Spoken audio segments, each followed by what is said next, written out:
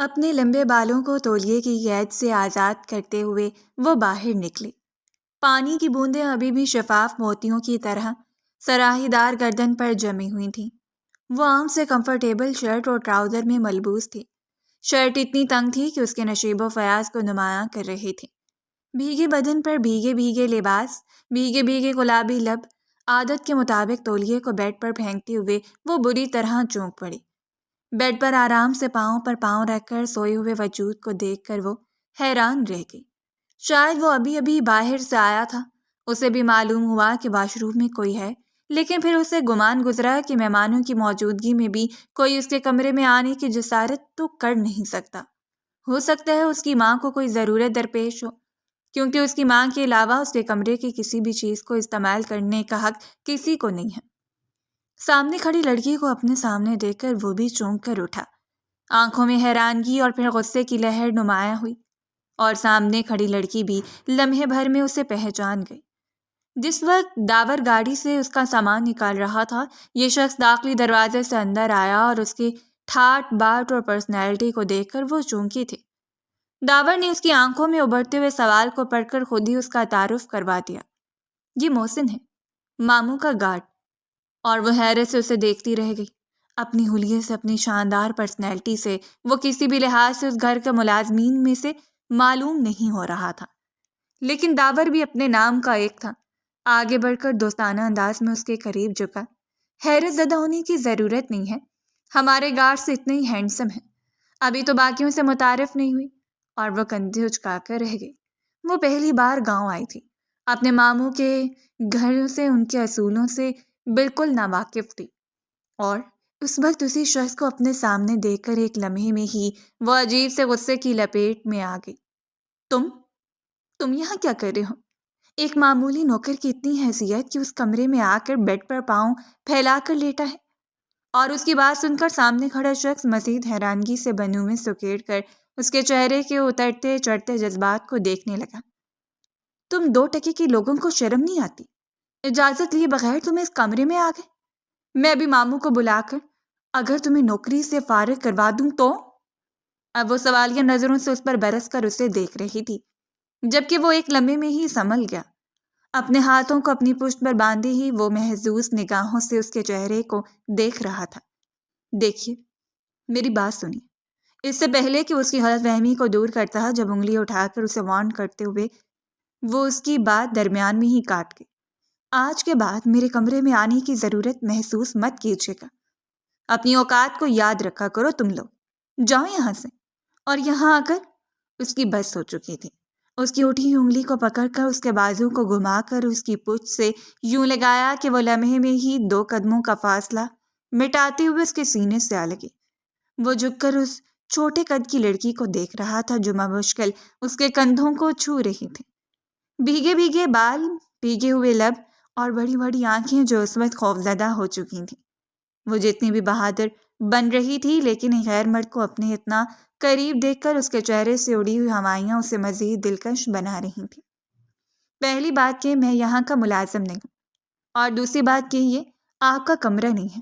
اس کی گرم سانسیں عروج کے چہرے پر پڑ رہی تھیں۔ اس کی سانسوں کی تپش اتنی سحر انگیز تھی کہ وہ اس گمبھیر لہجے والے شخص کی آنکھوں میں دیکھتی رہ گئی، اور پھر اسے دھکیلتے ہوئے خود سے دور کیا تھا۔ کیا مطلب ہے آپ کا؟ اس بار اس نے دانستہ طور پر تم کہنے سے اجتناب کیا تھا، ورنہ وہ جتنی برہمی سے پہلے بات کر رہی تھی عین ممکن تھا کہ اس کے منہ پر ایک تھپڑ جڑ دیتی، لیکن اس کی پرسنالٹی کا اثر تھا کہ وہ ابھی تک اس سے مروب نظر آ رہی تھی۔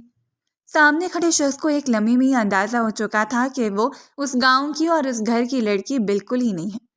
وہ بغیر دیکھے بھی 100% کہہ سکتا تھا کہ وہ رئیسہ پھپھو کی اکلوتی نک چڑھی اور مغرور بیٹی ہے، جو پہلی بار اس گھر میں آ تو چکی ہے، لیکن اس گھر کی چیزوں کو اپنا حق سمجھ کر یہاں کے وارثوں کو ہی نوکر بنانے پر اتری ہوئی ہے۔ اس کی غلط فہمی کو دور کرتے ہوئے اس نے خود سے تھوڑا سا اسے دور دھکیلا تھا، لیکن اتنی آہستگی سے کہ وہ بامشکل ایک قدم اس سے دور ہوئی۔ جائیں، میں ملازمہ سے کہہ کر آپ کے لیے گیسٹ روم کا ارینجمنٹ کروا دیتا ہوں۔ بلکہ ایسا کریں، وہیں رک جائیں جہاں پر رئیسہ پھپھو رکی ہوئی ہیں۔ وہ تھا کون جو اسے اس کمرے سے جانے کے لیے کہہ رہا تھا؟ جو ابھی کچھ دیر پہلے دل میں اقرار کر رہی تھی کہ بلا شبہ وہ بہت خوبصورت انسان ہے، اب اس کی خوبصورتی پر 2 حرف بھیجتے ہوئے ایک بار پھر لڑنے پر اتر آئے۔ اس سے پہلے کہ اسے کھڑی کھڑی سنا دیتی، جب رئیسہ بیگم کمرے میں داخل ہوئی۔ انہیں بھی شاید کسی نے بتا دیا تھا کہ اس کمرے میں رکی ہے۔ اپنی ماں کو دیکھ کر وہ جلدی سے آگے بڑھی۔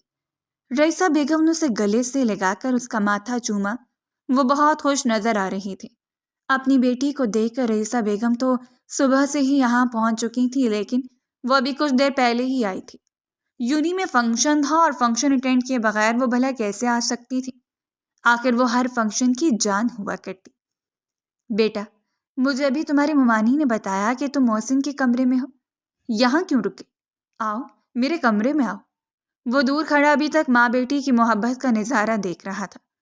امی، یہ بدتمیز انسان ملازم ہو کر مجھ سے زبان درازی کر رہے ہیں، اس لیے میں ماموں کے گھر آنے سے اجتناب کر رہی تھی۔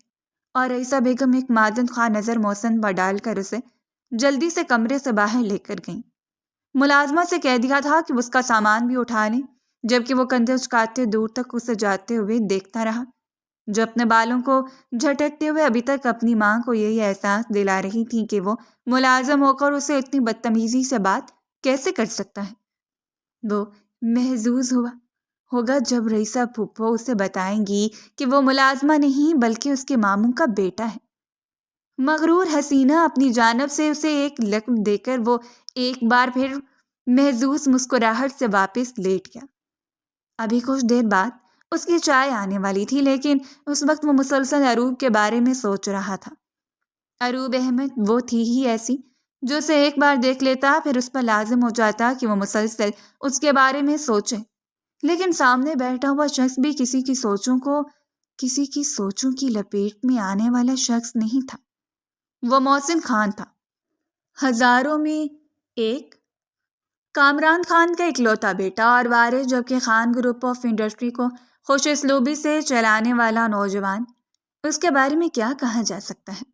اس پہ جچتا تھا وہ چاہے جو کچھ کہہ لیتا، چاہے جسے اگنور کر لیتا، یا چاہے جسے اپنے دل کے قریب رکھ لیتا۔ کچھ لوگ ہوتے ہیں جن پر ہر ادا جچتی ہے، اور محسن خان کا شمار بھی انہی لوگوں میں ہوتا تھا۔ پورے 15 سال کے بعد رئیسہ بیگم نے اس حویلی کا رخ کیا تھا۔ 15 سال کا طویل عرصہ انہوں نے کس طرح گزارا یہ وہ جانتی تھی یا ان کا خدا جانتا تھا، لیکن محبت کی شادی کی اتنی بڑی سزا انہوں نے آج تک نہیں سنی تھی۔ 15 سال کے لیے وہ مسلسل رات دن تڑپتی رہی۔ 7 سال پہلے شیراز صاحب کا انتقال ہو گیا، اور ان کے انتقال کے بعد بھی انہوں نے مضبوطی سے اپنا گھر سنبھال لیا تھا۔ خود جاب کرنے لگی، اپنی بیٹی کو پا لیا، ہر ایک ذمہ داری اٹھا لی، لیکن پھر بھی کوشش کے باوجود ان کے بھائی انہیں قبول کرنے سے انکار کر گئے۔ بالآخر ایک طویل عرصے کے بعد انہوں نے بڑے بھائی کی طرف سے رضامندی موصول ہوئی اور وہ فوراً ہی آ گئیں۔ دلاور صاحب کی طبیعت بھی ناساز تھی، وہ بہت بزرگ ہو چکے تھے۔ اپنے باپ سے اتنے عرصے کے بعد مل کر وہ جتنی شدت سے روئی تھی کہ ارد گرد کھڑے تمام لوگوں کی آنکھیں آنسوؤں سے بھر گئیں۔ 3 بھائیوں کی اکلوتی بہن جنہیں بھائیوں نے اپنی دعاؤں کے سنگ رخصت کیا، لیکن صرف گھر سے نہیں دل سے بھی رخصت کر دیا۔ اپنی عزت بچانے کی خاطر انہوں نے شیراز افندی کے پرپوزل کو ایکسیپٹ تو کر لیا، صرف اسی لیے کہ یہ ان کی بہن کی خواہش تھی، لیکن وہ جرم کے لیے کبھی بھی رئیسہ بیگم کو معاف نہیں کر پائے کہ انہوں نے ان کے خاندان کے رسم و رواج کو توڑ کر اپنی نسل سے باہر کسی ایسے شخص کا انتخاب کر لیا جو ان کے ذات برادری کا بھی نہیں تھا۔ وہ دلاور صاحب کی اکلوتی بیٹی تھیں، اور اپنی اکلوتی بیٹی کی جانب سے توڑا گیا مان ان کے لیے ایک بہت بڑا دھچکا تھا۔ بالآخر اب سب کچھ ٹھیک ہو چکا تھا، سوائے چھوٹا بھائی راہیل جو آج اسلام آباد سے اپنی فیملی کے ساتھ آ رہا تھا۔ وہ نہیں جانتی تھی کہ وہ کیا کہے گا، اسے معاف بھی کرے گا یا نہیں، لیکن پھر بھی وہ سب سے مل کر کچھ پرسکون تھی۔ انہیں یقین تھا کہ راہیل صاحب بھی اب ہر ایک پرانی بات کو بھول جائیں گے۔ اب جب ہر ایک کے سر میں چاندی اتر آئی ہے تو دلوں میں نفرتیں پالنے کا کیا فائدہ؟ بڑے بھائی سکندر کی بیٹی کی شادی تھی۔ سکندر صاحب کی 3 بیٹیاں تھیں، جبکہ چھوٹے کامران کا ایک بیٹا محسن خان اور راہیل صاحب کی بھی 2 اولادیں تھیں، ایک بیٹی رمشا اور ایک بیٹا عاصم۔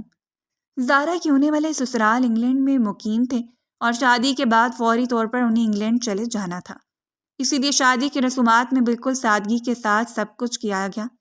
آج مہندی کا فنکشن تھا اور اگلی صبح رخصتی۔ رخصت ہونے کے بعد زارا نے اپنے سسرال والوں کے ساتھ انگلینڈ شفٹ ہو جانا تھا۔ امی، میں بس آج رات ہی رکوں گی، میرا یہاں دم گھٹتا ہے اتنے لوگوں میں۔ وہ کہاں اتنی پابندیوں کی عادی تھی۔ کامدار سترنگی لہنگے کے ساتھ کھلے بال کمر پر بکھرے اپنا ٹیکا درست کرتے مسلسل رئیسہ بیگم کو جتا رہی تھی۔ وہ ان کے کہنے پر یہاں آئی تھی اور یوں ظاہر کر رہی تھی کہ اپنی ماں پر بہت بڑا احسان کیا ہو۔ پاگل مت بنو، ابھی تو راحیل بھائی صاحب کی فیملی سے بھی ملوانا ہے تمہیں۔ کل رخصتی ہے اور رخصت ہونے کے بعد زہرا نے چلے جانا ہے۔ پرسوں صبح ہم یہاں سے نکل جائیں گے۔ رئیسہ بیگم نے خفگی سے اسے گھورا اور وہ اپنے حسین لبوں کو باہر نکال کر آئینے میں انہیں دیکھتی رہی۔ اگر ماں کی ناراضگی کا خوف نہ ہوتا تو وہ یہاں کبھی نہ آتی۔ مہندی کا فنکشن اپنے عروج پر تھا۔ زرق برق لباسوں میں پھرتی ہوئی پریاں۔ کچھ ہی دیر کے بعد اپنی ساری کزن سے اس کی اچھی انڈرسٹینڈنگ ہو گئی۔ راحیل صاحب کی فیملی بھی پہنچ چکی تھی، لیکن توقع کے برعکس راحیل صاحب نے رئیسہ بیگم سے ملنے سے اجتناب کر دیا۔ رئیسہ بیگم مسلسل معافی مانگ رہی تھیں۔ تینوں بھائی ان سے بڑے تھے، لیکن وہ اسے کسی صورت معاف کرنے کے لیے تیار نہیں تھے۔ شہر کے ماحول نے راحیل صاحب کو پہلے سے زیادہ سخت بنا دیا تھا۔ حالانکہ حقیقت تو یہ تھی کہ راحیل صاحب نے خود بھی شادی اپنی مرضی سے ہی کی تھی، لیکن بعض دقیانوسی لوگوں کی سوچ اتنی چھوٹی ہوتی ہے کہ ان کی ساری پابندیاں صرف بہنوں پر آ کر ختم ہو جاتی ہیں۔ مہندی کے فنکشن کے بعد اچھا خاصا ہنگامہ ہو گیا۔ بس کرے ماموں، امی کو اور کتنا رلائیں گے آپ جانتے میری ماں پل پل آپ لوگوں کے لیے تڑپی ہیں، اور اب اگر یہ یہاں آ چکی ہیں تو آپ لوگوں کے سامنے ایسے تذلیل کریں گے۔ ساری زندگی تو ہم ترستے رہے اپنے رشتوں کے لیے، اور زندگی میں پہلی بار ایسا ہوا تھا کہ خان حویلی کے بڑوں کے درمیان کسی چھوٹے نے مداخلت کی تھی۔ سب رخ پھیر کر اسے دیکھنے لگے۔ وہ جو بے پرواہی سے کندھے اچکاتے ہوئے اپنے بال شانوں پر بکھیرے بڑی بڑی آنکھوں سے ڈائریکٹ راحیل صاحب کو دیکھ رہی تھی، اس کے لہجے کی وجہ سے راحیل صاحب کے چہرے پر ایک طنزیہ مسکراہٹ بکھر گئی، اور مسکراتے ہوئے انہوں نے رئیسہ بیگم کو دیکھا تھا، جیسے کہہ رہے ہوں دیکھ لیا اپنی تربیت کا نتیجہ۔ وہ جو ایک کونے میں لاتعلق سی کھڑی تھیں، اس نے پہلی بار پلکیں اٹھا کر اسے دیکھا تھا۔ پہلے وہ اس کی جانب متوجہ نہیں تھا، یہ بھی نہیں جانتا تھا کہ وہ کسی کونے خدرے میں چھپ کر کھڑی ہے یا نہیں، لیکن اس کے یوں بہادری سے بولنے پر اس داعشی نظروں سے اسے دیکھتا رہ گیا۔ وہ حسین لگ رہی تھی، بلا شبہ بے حد حسین لگ رہی تھی، لیکن اس کی آنکھوں میں پھیلی ہوئی بدگمانی اور چہرے پر پھیلا ہوا غصہ یہاں قابل قبول نہیں تھا۔ تم اپنے کمرے میں جاؤ روپ، رئیسہ بیگم نے سخت نظروں سے تیوری چڑھا کر اسے گھورا، اور اس سے پہلے کہ وہ پیر پٹک کر یہاں سے چلی جاتی جب اس شخص نے پہلی بار مداخلت کی تھی۔ آرو بالکل ٹھیک کہہ رہی ہے چاچو، اگر سب لوگوں نے اپنا دل بڑا کر دیا ہے تو آپ کو بھی کر لینا چاہیے۔ اس نے پلٹ کر اپنی حمایت میں بولتے ہوئے اس شخص کو دیکھا تھا۔ اس لمحے وہ اسے پہلے سے زیادہ اچھا لگا۔ جب رئیسہ بیگم نے اسے محسن کے بارے میں بتایا تھا تو اسے تھوڑی شرمندگی تو ہوئی، لیکن پھر اس نے ساری شرمندگی کو ہوا میں تحلیل کر دیا۔ اسے کوئی فرق نہیں پڑتا کوئی اس کے بارے میں کیا سوچتا ہے، ویسے بھی اس نے کون سا یہاں ہمیشہ کے لیے رک کر ان لوگوں سے رشتہ داریاں نبھانی تھی، لیکن اس وقت اسے اپنی حمایت میں بولتا ہوا وہ اچھا لگا تھا۔ یہ محسن خان کی بات تھی اور اس کی بات کو نظر انداز کرنا کسی کے بس میں نہیں تھا۔ آخر وہ اس حویلی کا سب سے بڑا وارث تھا، اور ویسے بھی اس حویلی میں ہمیشہ سے ہی مردوں کی بات کو فوقیت دی جاتی ہے، اسی لیے راحیل صاحب نے بھی خاموشی اختیار کر لی۔ یہ رات کا ایک آخری پہر تھا جب دروازے پر ہونے والی دستک سے رئیسہ بیگم فوراً بیدار ہو گئیں۔ دلاور صاحب دروازے سے جھانک رہے تھے۔ ابو جی آپ؟ وہ فوراً اپنی شال لے کر بیڈ سے نیچے اتر آئی ہیں، جبکہ اس پر ایک نظر ڈال کر وہ واپس پلٹ گئے۔ اشارہ تھا کہ اسے اپنے کمرے میں بلانا چاہتے تھے، لیکن شاید خود ہی بلانے کے لیے آ گئے۔ فنکشن ابھی کچھ دیر پہلے ہی ختم ہوا تھا اور باقی تیاریوں کو سمیٹ کر وہ بھی کچھ دیر پہلے ہی اپنے کمرے میں آرام کی گھٹ سے گئی۔ صبح پھر رخصتی کا شور اور ہنگاموں میں طبیعت بیزار رہتی۔ جلدی سے سر پر دوپٹہ لیتے ہوئے وہ فوراً ہی دلاور صاحب کے کمرے میں چلی گئی، جہاں شاید انہوں نے کامران صاحب کو بھی بلا رکھا تھا۔ جی ابو جی، سب ٹھیک تو ہے نا؟ محبت نے انہیں اتنا کمزور کر دیا تھا کہ وہ اب چھوٹی چھوٹی سی باتوں پر سہم جاتے۔ اگر ان کے ساتھ کھڑے رہتے تو شاید وہ اتنی بزدل نہ ہوتی، لیکن بیوگی کی چادر اوڑھ کر جب اپنی بیٹی کو لے کر ساری دنیا سے قطع تعلقی کر لی تو پھر اپنی انا کو کچل ڈالا تھا۔ انہوں نے ہار مان لی تھی، انہیں صرف رشتے چاہیے تھے جو ان کے جانے کے بعد ان کی بیٹی کے سر پر ہاتھ رکھ لیتے۔ سکندر صاحب و دلاور صاحب کا فیصلہ ان کے لیے بالکل معقول تھا۔ اتنے عرصے کے بعد انہیں رشتے واپس مل رہے تھے، اور پھر محسن جیسا داماد جس کی ایک جھلک میں ہی انہیں اپنا بیٹا نظر آتا تھا، وہ جو سعادت مندی سے ہمیشہ ان کے سامنے کندھے جھکائے رکھتا۔ بھلا انہیں کیا اعتراض ہو سکتا تھا؟ لیکن انہیں اپنی بیٹی کی مغروری کا بھی اندازہ تھا، وہ کسی صورت نہیں مانے گی۔ میں چاہتا ہوں کہ شہر جانے سے پہلے محسن اور اروب کا نکاح کروا دو۔ جیسی اروب یونیورسٹی مکمل کر لے گی اس کے بعد رخصتی ہو جائے گی۔ میری زندگی کا کچھ معلوم نہیں، میں اس سے زیادہ تمہارے لیے کچھ نہیں کر سکتا، وہ شدید نکاہٹ بھرے لہجے میں کہہ رہے تھے۔ انہوں نے تڑپ کر اپنے باپ کو دیکھا۔ ضعیف ہونا کس قدر کمزور کر دیتا ہے، اس بات کو بھلا ان سے زیادہ کون سمجھ سکتا تھا؟ وہی ہوا جس کا ڈر تھا۔ ماں کی خواہش سنتی وہ بدکتے ہوئے دور ہو گئی۔ امی، آپ پاگل ہو گئی ہیں؟ گاؤں کے کسی بھی جاہل لڑکے سے اپنے رشتے بن جانے کے لیے مجھے باندھ دیں گی؟ اور انہوں نے آگے بڑھ کر بیچارگی سے اسے دیکھا تھا۔ وہ کوئی جاہل نہیں ہے، محسن پڑھا لکھا لڑکا ہے، خوبصورت ہے، سعادت مند ہے، اس سے بڑھ کر تمہیں کیا چاہیے؟ اور وہ ہاتھ جوڑتے ہوئے کمرے سے نکل گئی۔ اس کا بس نہیں چل رہا تھا کہ اس پورے گھر کو آگ لگا دیتی۔ وہ جن لوگوں سے اسے اتنی نفرت تھی، جن سے وہ اس قدر بیزار رہا کرتے، اب اس کی ماں یہ چاہتی تھی کہ وہ ساری زندگی انہی لوگوں میں گل سڑ کر گزارتے۔ وہ کمرے سے باہر نکلی ہی تھی جب سیڑھیاں چڑھ کر آتا ہوا محسن سے ٹکرائی، اور محسن نے سہارا دینے کے لیے اسے بازوؤں سے تھاما تھا۔ آپ ٹھیک ہیں؟ آرام سے اسے اپنے قریب کرتے ہوئے پوچھ رہا تھا۔ جب آنسوں سے بھری ہوئی آنکھیں اٹھا کر اس نے نفرت سے محسن کے چہرے کو دیکھا، اور پھر اگلے ہی لمحے ایک زناٹے دار تھپڑ اس کے منہ پر جڑ دیا تھا۔ قریب سے گزرتے ہوئے سب لوگ حیرت زدہ رہ گئے۔ خدا کا واسطہ ہے، بخش دو ہماری جان، نکل جاؤ ہماری زندگیوں سے، کیوں بار بار آ دھمکتے ہو؟ وہ سرخ چہرے کے ساتھ سرخ آنکھوں سے اسے دیکھتا رہ گیا۔ اگر کوئی اور ہوتا تو شاید وہ اسے سیڑھیوں سے ہی اوندے منہ گرا دیتا۔ بڑی مشکل سے اس نے خود پر ضبط کیا تھا، اور وہ جو غصے اور جذبات میں بڑھ کر یہ قدم اٹھا چکی تھی، بے اختیار 2 قدم اس سے دور ہوتے ہوئے خوفزدہ نظروں سے اسے دیکھتی رہ گئی۔ اسے یقین تھا وہ ابھی کھڑے کھڑے ہی ایک تھپڑ اس کے منہ پر جڑ کر بدلہ لے لے گا۔ اتنی تزدیل وہ بھی محسن خان کی، لیکن اندر ہی اندر ایک احساس بھی پھیل گیا کہ کم سے کم وہ اب اسے اپنانے سے تو گریز کرے گا۔ یہ سب اتنا آسان نہیں تھا کہ وہ ہار مان جاتی اور اس کے انکار کو مد نظر رکھا جاتا۔ اس کی ماں نے اس کے سامنے ہاتھ جوڑ دیے۔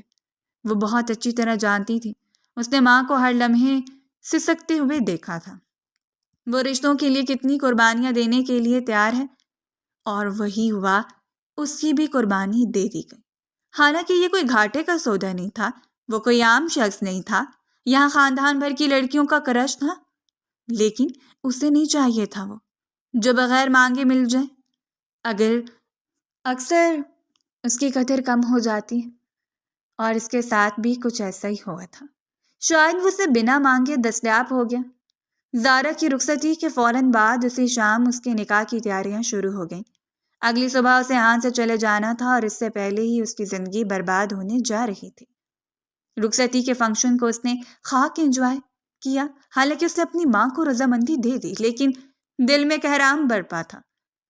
اس سے پہلے اس کی آزادی چھین لی جائے گی۔ وہ جس طرح کی دقیانوسی مرد تھے وہ بخوبی جانتی تھی۔ عورتوں کو اہمیت نہ دینے والے، اور محسن بھی انہی کا خون تھا، وہ کہاں ان سے مختلف ہو سکتا تھا؟ گولڈن کلر کے شرارے میں اسے ہلکا پھلکا تیار کر دیا گیا، کسی روبوٹ کی طرح ہی وہ بس سر جھکائے بیٹھی رہی۔ اسے کوئی پرواہ نہیں تھی کوئی اسے دیکھ کر کیا سوچے گا۔ اس کی زندگی برباد ہو رہی تھی، اور وہ یہاں مصنوعی کہکے لگا کر کسی کو بھی تسلی نہیں دے سکتی تھی۔ اروب آفندی، دختر شیراز آفندی، تمہارا نکاح 5 لاکھ حق مہر سکہ راج الوقت محسن خانزادہ والد کمران خانزادہ سے پڑھایا جاتا ہے، کیا تمہیں نکاح قبول ہے؟ قاضی صاحب کے الفاظ اس کے کانوں کے پردے سے ٹکرائے۔ ایک بار، دوسری بار، اور تیسری بار۔ رئیسہ بیگم نے اس کے ہاتھ کو نرمی سے تھاما تھا۔ اس نے اقرار کر لیا، قبول ہے کہتے ہوئے اس کی آنکھوں سے آنسو چلکتے ہوئے رخساروں پر بہہ نکلے۔ یہ انکار بھی صرف ضد کی بنا پر تھا۔ افسوس صرف اسی بات کا تھا کہ اس کی ضد ٹوٹ رہی تھی، وہ سب کچھ جو اس نے آج تک ٹوٹنے نہیں دیا۔ اسے یقین تھا اگر وہ اس کے لیے اچھا شوہر بھی ثابت ہو جائے، اگر اسے کبھی محسن خان زادہ سے محبت بھی ہو جائے، وہ تب بھی اقرار نہیں کرے گی۔ یہ رشتہ اس کی انا کو توڑ کر بنا ہے، اور اس کے لیے اس کی انا سب سے زیادہ قیمتی ہے۔ وہ جس وقت اس کے پہلو میں آ کر بیٹھی، وہ بھی لا تعلق سا بیٹھا رہا۔ شاید یہ سب کچھ اس کے لیے بھی اسی طرح نیا تھا جس طرح اس کے لیے ایک انجانا سا رشتہ۔ دو اجنبی دل ایک دوسرے سے وابستہ ہو گئے، اور اس سب کو ہضم کرنا کوئی آسان کام نہیں تھا۔ وہ جتنی دیر وہاں بیٹھی رہی، اس کے لبوں پر ایک لمحے کے لیے بھی مسکراہٹ نہیں بکھری، اور کچھ ہی دیر کے بعد وہ اٹھ کر کمرے میں آ گئی۔ اپنا لباس تبدیل کرنے کے بعد وہ اس وقت پیکنگ کر رہی تھی جب دروازے پر ہلکی سی دستک ہوئی۔ اسے یقین تھا رئیسہ بیگم کے علاوہ کوئی نہیں ہو سکتا، لیکن کمرے میں پھیلی خوشگوار خوشبو نے اسے پلٹنے پر مجبور کر دیا۔ وہ بالکل اس کے سامنے کھڑا تھا۔ ایک لمحے کے لیے اس کے قدم ڈگمگائے، لوگوں کے درمیان مارا گیا زناٹے دار تھپڑ اس کے ذہن کی سکرین پر لہرایا، اور دوسرے لمحے اسے لگا تھا جیسے کہ وہ اپنی جیت اور اس کی ہار کا جشن منانے آیا ہے۔ وہ جو نماغ سے اس کے چہرے کی خدوخال کا جائزہ لے رہا تھا، اس کو لابی سے گڑیا کے گلابی نقوش میں کھویا جانے کس جہان کی سیر کرنے کے لیے بے تاب تھا۔ جب وہ پنکارتے اس سے کہ قریب آ گئی۔ کیوں آئے اب یہاں؟ آپ کو کس نے یہاں بلایا ہے؟ وہ بالکل عام سی شرٹ اور ٹراؤزر میں، ماتھے پہ بکھرے ہوئے بالوں کے ساتھ اس قدر دلکش لگ رہا تھا کہ بامشکل اس نے بولتے اس کے چہرے سے نظریں ہٹائیں۔ حسن سب کچھ نہیں ہوتا۔ نظروں کا رخ موڑتے اس نے دل کو ناکام سی تسلی دی، لیکن رشتے کا اثر تھا کہ چہرے کو گلابی سرخیوں سے روک نہیں پائی۔ یہ بھی سچ تھا کہ وہ دونوں خوبصورتی میں ایک دوسرے کو مات دیتے تھے۔ یہاں اپنی بیوی کو دیکھنے آیا ہوں۔ بیوی پر زور دیتے اس نے مزید ایک قدم اس کی جانب بڑھایا، اور وہ جو پہلے ہی بیڈ کے کنارے کھڑی محدود راستے میں قید ہو گئی۔ دیکھیے خان صاحب، اپنی عجلی مغروری کے ساتھ اس نے ایک بار پھر اپنی چھوٹی سی انگلی کو اس کی جانب بڑھایا تھا، اور اس نے ہمیشہ کی طرح اس کی انگلی کو تھام کر اس کے بازو کو موڑتے ہوئے اس کی پشت پہ باندھ دیا۔ دیکھنے دو گی تو دیکھ تو رہا ہوں۔ اسے حیرت ہوئی، وہ اس طرح کیوں بات کر رہا تھا؟ کیوں اس کی آنکھوں سے خمار پھوٹتا چلا جا رہا تھا؟ کیا وہ اتنا دل پھینک قسم کا مرد تھا؟ کیا اچانک سے بنے ہوئے نکاح نے اسے اس رشتے کی جانب متوجہ کر دیا، اور اس نے پل بھر میں اس لڑکی کو دل سے تسلیم بھی کر لیا تھا؟ ایک لمحے میں اسے یوں لگا جیسے وہ اس کا مذاق اڑا رہا ہے۔ آنکھیں بھیگنے لگیں، اور اس کی بھیگی ہوئی آنکھوں کے گوشوں کو اپنی انگلی سے چنتے ہوئے وہ ہلکا سا جھکتے ہوئے اس کے چہرے پر پھونک مار رہا تھا۔ تمہیں رونے کا حق نہیں ہے، اب تمہارے سارے حق میرے پاس ہیں، لہٰذا میں کبھی برداشت نہیں کروں گا کہ تم ان حسین آنکھوں پر ستم ڈھاؤ۔ 2 روز پہلے وہ جس محسن سے ملی تھی وہ کوئی اور محسن تھا، لیکن اس کے سامنے کھڑا شخص کسی موم کی طرح پگھلا جا رہا تھا۔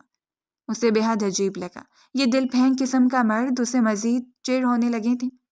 ہمارے درمیان رشتہ تو بن چکا ہے، لیکن اس رشتے کی کوئی حقیقت نہیں ہے خان صاحب، اس لیے دل کو خوشگمانیوں سے دور رکھیں۔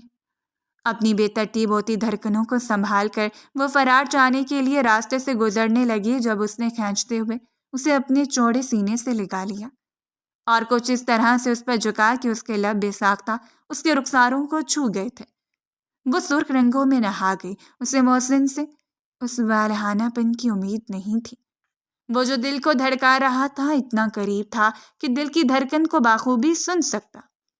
اپنی ٹھنڈی یا انگلیوں کو اس کی گرم گردن پر آہستگی سے رکھتے ہوئے وہ کب اس کے بالوں تک سرایت کر گیا اسے اندازہ ہی نہیں ہوا۔ اس رشتے کی حقیقت کو تمہیں تسلیم کرنا پڑے گا۔ میں تمہارا شوہر ہوں اور تم میری بیوی، اس سے بڑھ کر کچھ نہیں، اور اس سے بڑھ کر کچھ ہو بھی نہیں سکتا مسز محسن۔ وہ اسے اپنے نام سے جوڑ چکا تھا، وہ دل سے تسلیم کر چکا تھا یا نہیں، لیکن اس وقت وہ جس کیفیت سے گزر رہی تھی اسے 100% یقین تھا وہ صرف اس کی ماں کا بھرم رکھنے کے لیے رشتہ نبھانے آیا ہے۔ کون سا رشتہ؟ کس رشتے کی بات کر رہے ہیں؟ وہ جو میرے ماموں نے میری ماں کی ناراضیوں کے عوض قرض کے طور پر مانگ لیا۔ میں سوچ بھی نہیں سکتی تھی کہ ہمارا یہاں آنا ہمیں اتنا مہنگا پڑے گا، کہ میری ماں کو اس کی اتنی قیمت ادا کرنی پڑے گی۔ لمحہ بھر میں اسے کیا ہوا تھا، وہ جو اتنی نرمی سے بات کری تھی ایک لمحے میں ہی کس طرح اکھڑ کر بات کرنے لگی، وہ سوچ بھی نہیں سکتا تھا۔ تم صرف غلط سمجھ رہی ہو اور کچھ نہیں۔ اس میں بے قراری میں اس کے چہرے کو اپنے ہاتھوں میں بھر لیا تھا۔ وہ گلابی موم جیسی گڑیا اس کے ہاتھوں سے پھسلتی جا رہی تھی، کسی ریت کی مانند۔ اس کے آنسو خوبصورت آنکھوں سے گرتے اس کے رخساروں پر بکھرتے چلے جا رہے تھے، اور پہلی بار اس نے یہ منظر دل نشین آنکھوں سے دیکھا تھا، جیسے پھولوں پر شبنم گر رہی ہو۔ اس کا دل شدت سے مچل رہا تھا کہ وہ جھکتے ہوئے اس شبنم کو اپنے لبوں سے چن لے۔ جب اس کے سینے پر ہاتھ رکھتے ہوئے وہ اسے دور دھکیل گئی۔ میں نفرت کرتی ہوں آپ سے، اس رشتے کو کبھی تسلیم نہیں کروں گی، اور میں صرف عروب آفندی ہوں، بس۔ بھاگتی وہ کمرے سے باہر چلی گئی۔ یہ اس گھر میں اس کی آخری رات تھی، اور اس نے کبھی بھی نہیں سوچا تھا کہ وہ دوبارہ اس گھر میں آ پائے گی۔ لیکن وہ جو کھڑا اس کی پشت کو دیر تک گھونٹتا رہا، ایک انجانی سی مہک اس کے ارد گرد گھوم رہی تھی۔ اپنے رشتوں میں وہ بلا کا پوزیسو انسان تھا۔ وہ کبھی سوچ بھی نہیں سکتا تھا کہ ایک نازک سی لڑکی جس کے ساتھ وہ اتنے گہرے رشتے میں بندھا جا چکا ہے، جس کے لیے وہ اپنی پھپھو کو زبان دے چکا ہے کہ وہ آخری دم تک اس کی حفاظت کرے گا، وہ یوں اس سے بدگمان ہوئی پھرتی ہے۔ اور دوسرے دن ایسا ہی ہوا۔ وہ چپ چاپ اسے چھوڑ کر چلی گئی۔ اپنی بالکنی میں کھڑا وہ لان کا جائزہ لے رہا تھا۔ اس کی نظریں اس وقت گیٹ کے پاس ہی جمی ہوئی تھیں، جہاں ڈرائیور ان کا سامان گاڑی میں رکھ رہا تھا۔ وہ جا رہا تھا کہ جانے سے پہلے اس سے ملاقات کرے، لیکن وہ جانتا تھا کہ اس کا موڈ جس قدر خراب ہو جائے گا، لہٰذا اس رشتے کو اسپیس دینا ہی کافی تھی۔ اور وہ جو انجان بنی کھڑی تھی، دل بار بار ہمک رہا تھا کہ پلٹ کر دیکھے، لیکن اپنی ضد اور انا میں پشت پھیر کر کھڑی رہی۔ ڈرائیور نے سارا سامان گاڑی میں رکھ دیا جب ملازمہ اس کے قریب آ گئی۔ رضیہ کے ساتھ پچھلے 2 دنوں سے وہ کافی اٹیچ ہو چکی تھی، کیونکہ اپنا ہر کام وہ صرف رضیہ سے کروا رہی تھی۔ رضیہ نے ایک چھوٹا سا باکس اس کی جانب بڑھایا اور اس نے اجنبی سے رضیہ کو دیکھا تھا۔ یہ کیا ہے؟ میں نہیں جانتی، یہ صبح محسن صاحب نے دیا تھا کہ آپ کے جانے سے پہلے آپ کو دے دوں۔ اس کا دل چاہا کہ یہ گفٹ رضیہ کو واپس کر دے، وہ رکھنا ہی نہیں چاہتی، لیکن پھر نہ جانے کس احساس کے تحت اس نے وہ باکس رضیہ سے لے لیا۔ اپنی آنکھوں پر چشمہ چڑھا کر اس نے گاڑی میں بیٹھنے سے پہلے کنکھیوں سے بالکنی میں دیکھا تھا، جہاں وہ ابھی تک کھڑا تھا، لیکن اگلے ہی لمحے وہ اپنی نظریں پھیر چکی تھی۔ 2 دن بہت مشکل تھے۔ 2 دن ہیں، اسے صرف 2 دن چاہیے تھے اپنی روٹین میں واپس آنے کے لیے، اور 2 دنوں کے اندر اندر اس نے سب کچھ پھر سے سیٹ کر لیا۔ جہاں محسن خان کا تو کہیں نام و نشان ہی نہیں تھا، نہ ہی اس رشتے کا۔ 2 دنوں تک وہ ساری ناراضگی کو بھول کر اب اس کے پیچھے کبھی بھی نہیں آئے گا۔ اس رشتے کے بارے میں بعد میں کیا فیصلہ ہوگا یہ تو وہ نہیں جانتی تھی، لیکن ابھی آزادی کے دن اسے بھرپور طریقے سے انجوائے کرنے تھے۔ کسی کی قید میں نہیں آنا تھا، صرف اپنے ساتھ جینا تھا۔ اور رئیسہ بیگم نے بھی زیادہ زور نہیں دیا، تاہم وہ یہ نہیں جانتی تھی کہ محسن خانزادہ پھوپھو کے ساتھ مسلسل رابطے میں ہیں۔ وہ چاہے اسے بات نہیں کرتا، لیکن انہوں نے نمبرز کا تبادلہ کر رکھا تھا، سو اگر وہ چاہتی تو اس سے بات چیت کر سکتی تھی۔ اتنا تو اسے یقین تھا کہ وہ کبھی بھی بات میں پہل نہیں کرے گا۔ انا دونوں جانب سے کسی سیسا پلائی دیوار کی طرح ٹکرائی، اور انا کا ٹکرانا کس طرح اناؤ کو پاش پاش کر دیتا ہے یہ وہ دونوں ہی نہیں جانتے تھے۔ اس نے دوبارہ سے اپنی روٹین سیٹ کر لی۔ یونیورسٹی آنا جانا، وہی کھلکھلاہٹ، وہی چہل پہل۔ اس روز اپنا سامان سیٹ کرتے اس نے نہ جانے کس احساس کے تحت وہ باکس اٹھا لیا۔ اسے کھولنے کے بعد وہ تھوڑا سا حیران ہوئی تھی۔ گولڈ کی ایک جگمگاتی ہوئی رنگ اور ساتھ پڑھا ہوا ایک چھوٹا سا نوٹ، جسے کھول کر وہ حیرانگی سے اس پر موجود سطروں کو پڑھنے لگی تھی۔ نکاح کے بعد اسے پہنانا تو میرا حق بنتا تھا، لیکن کوئی بات نہیں، اپنے سارے حق میں سود سمیت واپس لوں گا۔ محترمہ، اسے قبول کر لیجیے، کیونکہ مجھے قبول کرنے کے بعد آپ کے پاس کوئی آپشن نہیں بچتا۔ وہ شدید بدمزہ ہوئی۔ دانت پیستے اس کا دل چاہا کہ اسے پھینک دے، لیکن اگر وہ اسے پھینک بھی دیتی تو محسن خانزادہ کون سا دیکھنے والا تھا؟ سو اپنی نازک سی انگلی میں اسے پہن کر اپنے ہاتھ کو دیکھنے لگی۔ لگتا ہے کافی تجربہ ہے محترم کو لڑکیوں کے لیے انگوٹھیاں خریدنے کا۔ ایک مبہم سے مسکراہٹ اس کے چہرے پر بکھر گئی۔ ایک بار پھر اس نے وہ نوٹ اٹھا کر پڑھا تھا اور پھر مروڑتے ڈسٹ بن میں پھینک دیا۔ ویسے یہ یقین کرنا بنتا تھا کہ امی کا بھتیجا کافی دلچسپ انسان تھا اور اس کی ساری دلچسپیوں کی پرتوں کو وہ کھول کر انجوائے کرنا چاہتی تھی۔ اس روز وہ یونیورسٹی سے باہر نکلی تو اس کے قدم مضبوطی سے جم گئے۔ سامنے کھڑے شخص کو دیکھ کر وہ کتنی دیر اپنی آنکھوں پر یقین نہیں کر پائی۔ انہیں گاؤں سے آئے ہوئے 20 دن ہو چکے تھے اور ان 20 دنوں میں اس نے ایک بار بھی اس کی پرچھائی تک نہیں دیکھی تھی، بلکہ وہ تو اسے اپنے ذہن سے نکال چکی تھی، لیکن وہ سامنے ہی گاڑی کے ساتھ ٹیک لگائے کھڑا تھا، ہمیشہ کی طرح، نہایت شاندار personality, navy blue formal suit, gel کے ساتھ بال بنائے۔ وہ شاید آفس سے سیدھا یہاں آیا تھا۔ اسے دیکھ کر اسے خیال گزرا، وہ تو روز آفس آتا جاتا ہے یا پھر یہیں مقیم ہو، لیکن یہ اس کا صرف اندازہ تھا، اور اس وقت وہ اس وجہ سے پریشان تھی کہ وہ یہاں کیا کر رہا تھا۔ اس کے ساتھ روبی بھی تھی، اور روبی جس طرح خوبصورت لڑکوں کی شوقین تھی۔ اس نے آنکھیں پھیرتے روبی کا چہرہ دیکھا، اس کی نظریں دور کھڑے محسن پر جمی ہوئی تھیں۔ تھوڑا سا منہ کھولے وہ بڑی ستائشی نظروں سے اسے دیکھ رہی تھی۔ یہ ہینڈسم کون ہے؟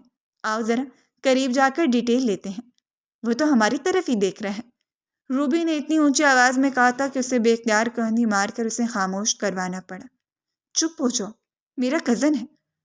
اس نے بموری مشکل سے روبی کو چپ کرواتے ہوئے اس کی ساری توجہ اپنی جانب مبذول کی تھی۔ کتنی مسنی ہو تم نے پہلے کیوں نہیں بتایا؟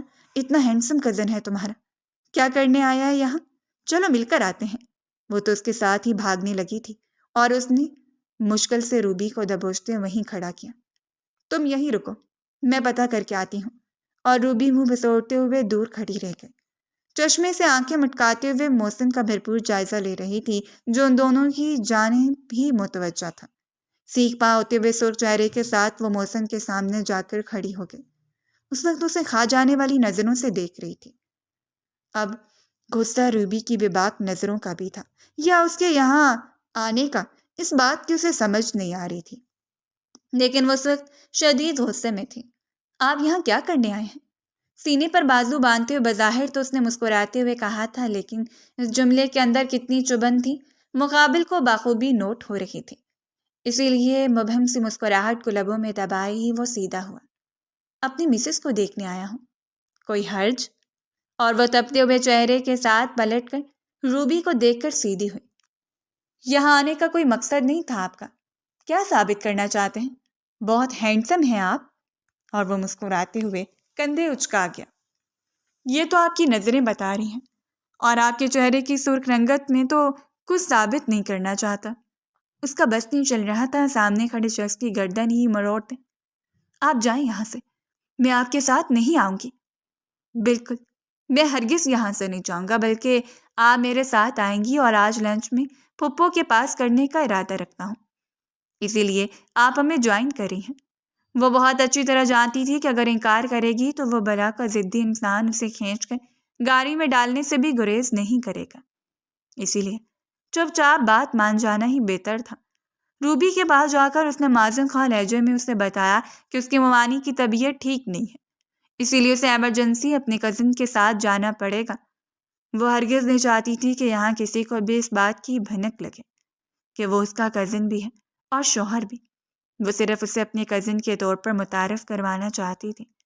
پورا راستہ وہ گاڑی میں منہ پھلائے بیٹھی رہی، کھڑکی کے باہر دیکھتی رہی۔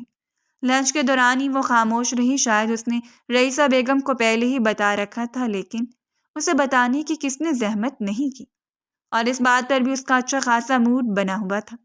لیکن محسن کے سامنے اس بات کا اقرار کر کے وہ اپنی انا تو نہیں توڑنا چاہتی تھی کہ وہ اس کی منتظر تھی، لیکن یہ بات سچ تھی کہ امی کو اس کا بے جا عزت دینا، بیٹا بن کر دکھانا، اور جس طرح اس کے ساتھ تعلق قائم کرنے کے بعد امی کے چہرے پر نکھار آیا تھا۔ اس نے برسوں بعد اپنی ماں کو اس قدر خوش اور مطمئن دیکھا تھا۔ ان کے بارے میں جو رائے تھی وہ ایسا ایسا ختم تو ہوتی جا رہی تھی، لیکن اندر کی آنا اور بغض اس قدر زیادہ تھا کہ وہ ختم ہونے کا نام بھی نہیں لے رہا تھا۔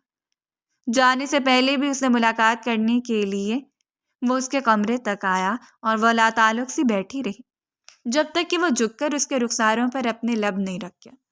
یہ اس کی جانب سے پہلی جسارت تھی جو اسے مکمل سرخ کر گئی۔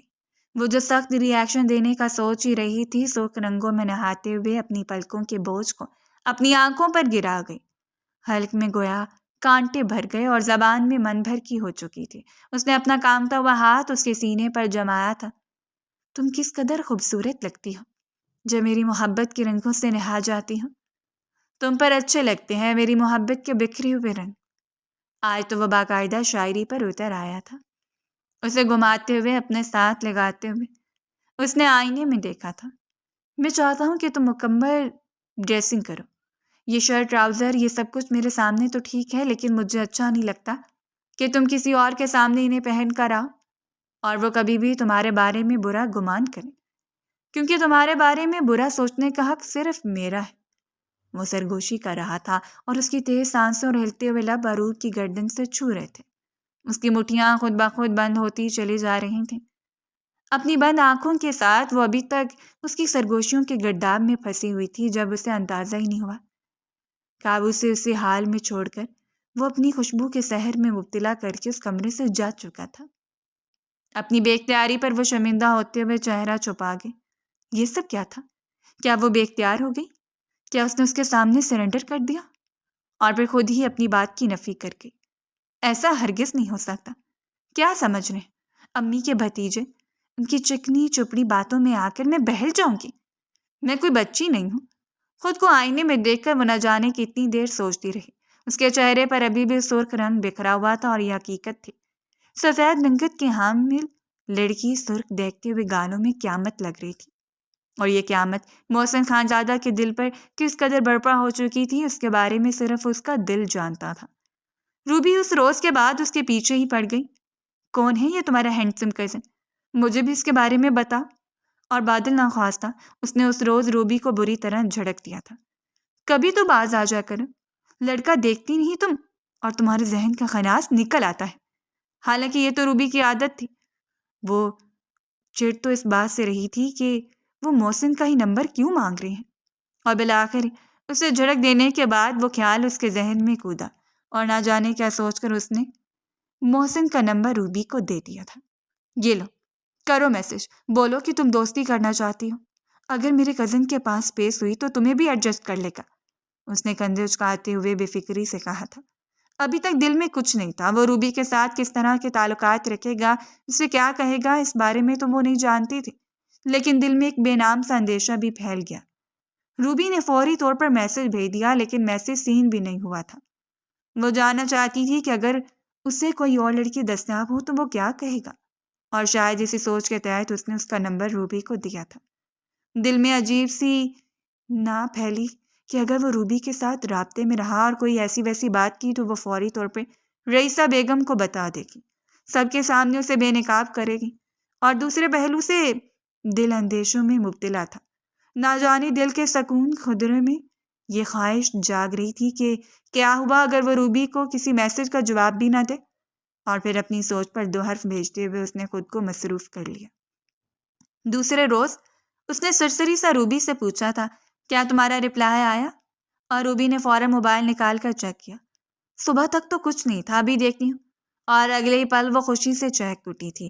رپلائی آ گیا ہے یار، تم دیکھنا تمہارا ہینڈسم کزن کیسے مجھ پر لٹو ہوتا ہے۔ اور وہ بس اسے دیکھتی رہ گئی۔ شاید وہ بھی اس وقت فری تھا۔ روبی نے اپنی جان پہچان کے ساتھ دوستی کی پیشکش کی۔ کچھ توقف کے بعد اسی جانب سے جواب آیا تھا، آپ کون بات کر رہی ہیں؟ شاید وہ متجسس تھا۔ روبینہ نیازی، آپ مجھے روبی کہہ سکتے ہیں۔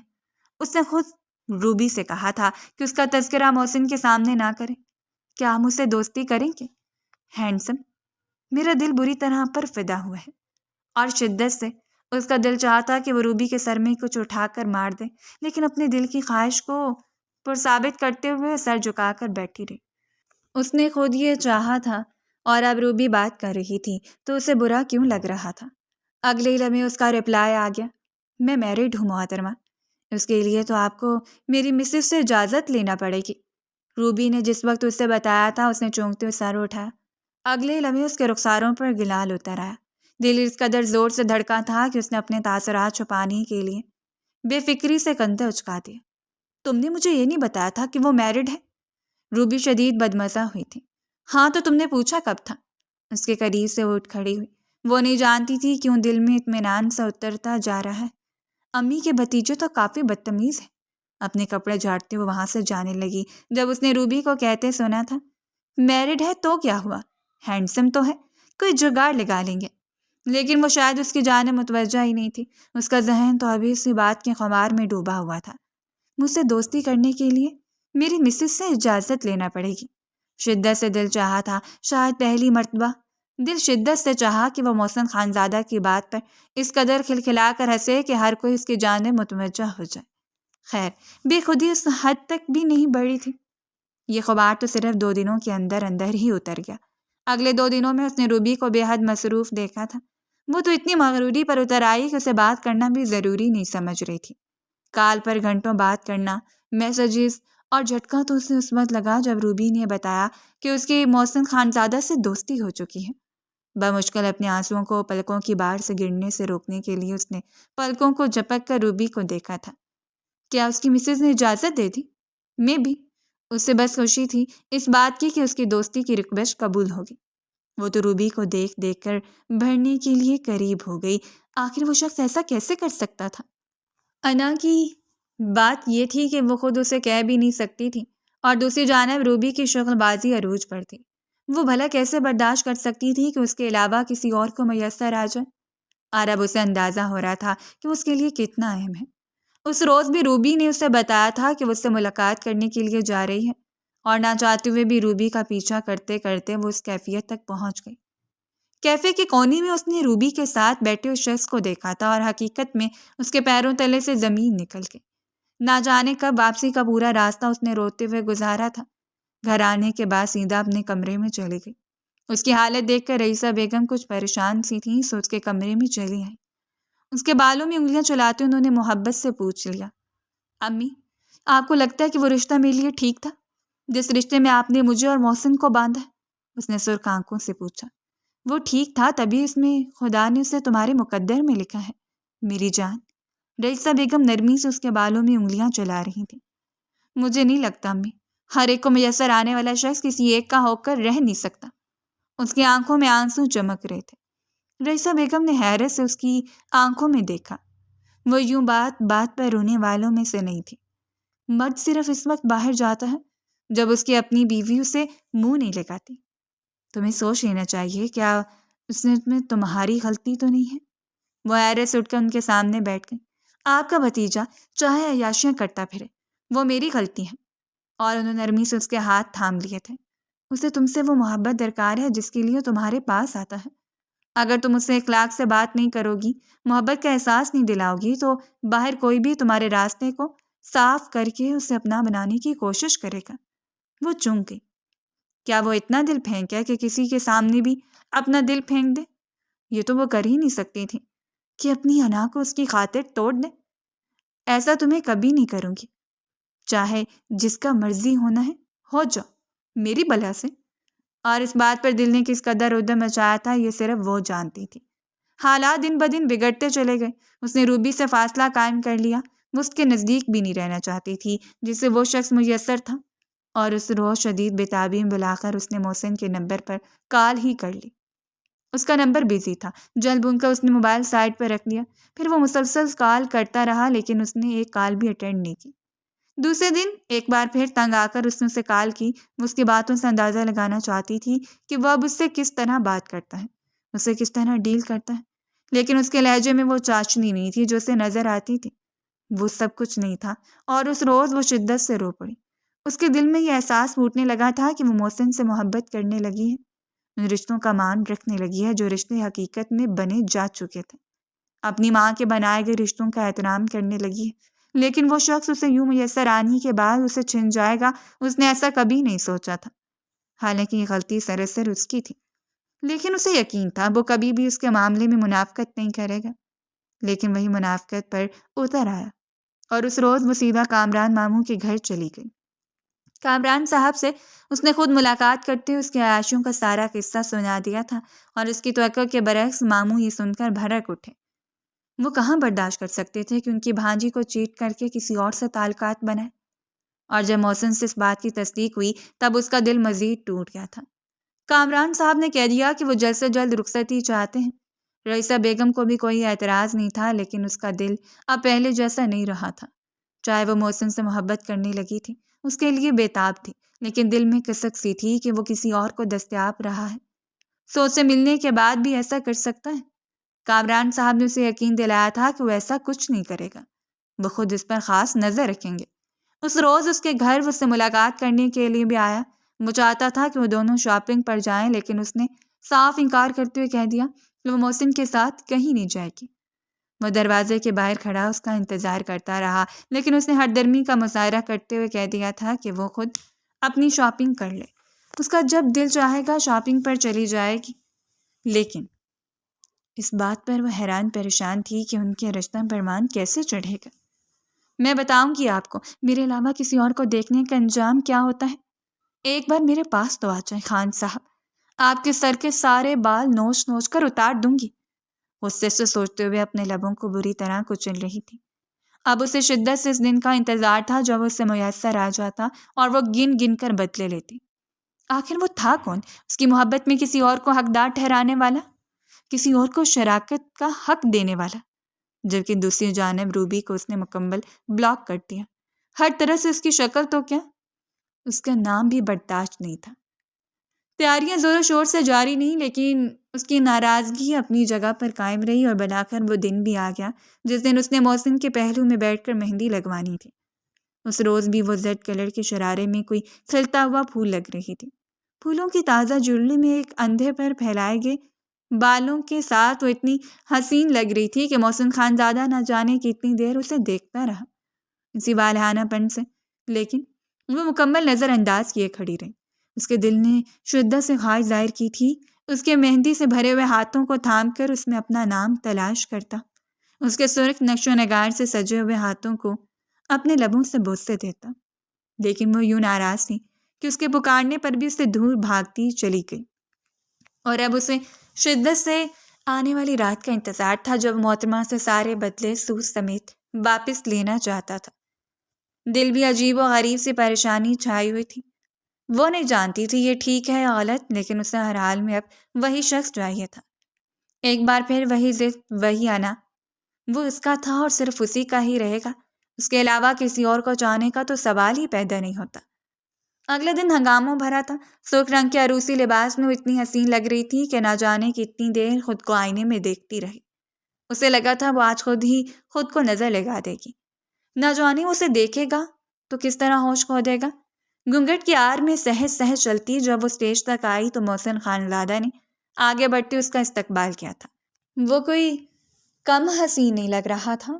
بلیک کلر کی شیروانی میں وہ اتنا جچ رہا تھا کہ نہ جانے کتنی لڑکیوں کی رشک بھری نظریں ان پر ٹک سی گئیں۔